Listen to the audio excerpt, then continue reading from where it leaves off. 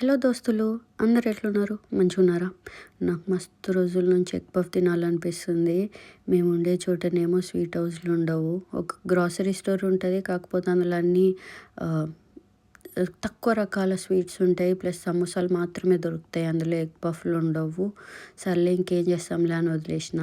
ఒకసారి మా ఫ్రెండ్తో ఆఫీస్లో మాట్లాడుతూ కన్వర్సేషన్లో చెప్పిన, ఇట్లా నాకు ఎగ్ పఫ్ తినాలనిపిస్తుంది అని చెప్పి. అయితే దానికి ఎందుకు ఇంత ఆలోచిస్తున్నాను, ఇంట్లోనే చేసేసుకోవచ్చు ఈజీగా అని చెప్పి నాకు రెసిపీ చెప్పింది. ఆ రెసిపీని నేను ఫాలో అయిపోయినా, మీరు కూడా చూసేయండి. ఫస్ట్ ఏమో ఒక పక్కన గుడ్లు ఉడకబెట్టుకోవాలి. ఆ ఉడికేలోపు మనము స్టఫ్ ప్రిపేర్ చేసుకుందాం. ఆనియన్ కట్ చేసుకొని ఒక ప్యాన్ పెట్టుకొని ఆయిల్ వేసుకొని ఆనియన్ వేసేసుకొని అందులో వేగుతున్నప్పుడే కొంచెం పసుపు, ఉప్పు, కారం, ధనియాల పొడి, జీలకర్ర పొడి, గరం మసాలా ఇవన్నీ వేసేసుకొని రోస్ట్ చేసుకొని పక్కన పెట్టుకోవాలి. ఆ పక్కన పెట్టుకున్న తర్వాత మెయిన్ ఇదిగో మా ఫ్రెండ్ చెప్పింది ఇదే అన్నమాట. ఆ పఫ్ పేస్ట్రీ రోల్స్ అని చెప్పి మనకి సూపర్ మార్కెట్లో దొరుకుతాయట.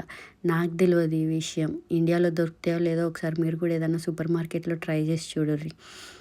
సో ఈ పఫ్ పేస్ట్రీ రోల్స్ని మొత్తం ఒక బటర్ పేపర్ మీద ఒక ప్యాన్ పెట్టుకొని దాని మీద బటర్ పేపర్ వేసేసుకొని ఇట్లా 6 పార్ట్స్ లాగా డివైడ్ చేసుకున్న వాటి మీద మొత్తం స్టఫ్ అంతా ఆనియన్ స్టఫ్ వేసి, దాని తర్వాత ఈ ఎగ్స్ని హాఫ్లా కట్ చేసేసుకొని ఈ ఎగ్స్ని కూడా పెట్టేసుకొని ఇదిగో ఇట్లా ఫోల్డ్ చేసేసుకున్న అన్నిటినీ ఫోల్డ్ చేసుకున్న వాటి మీద కొంచెం బటర్ రాసేసి ముందుగానే అసలు మనం ఓవెన్ని ఒక 15-20 మినిట్స్ ప్రీ హీట్ చేసుకోవాలి 180 degrees మీద.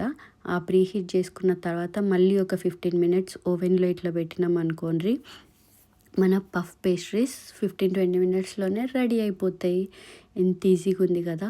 ఇది కూడా మనం ఇంట్లోనే చేసేసుకున్నట్టయితే కొంచెం బాగానే ఉంటుంది.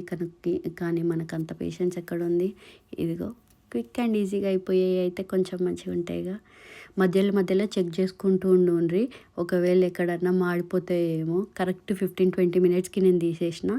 మస్తు ఉండే నేను చేసిన ఈ ఎగ్ పఫ్లు అయితే. మీరు కూడా ఇంట్లో ట్రై చేయండి. బాయ్.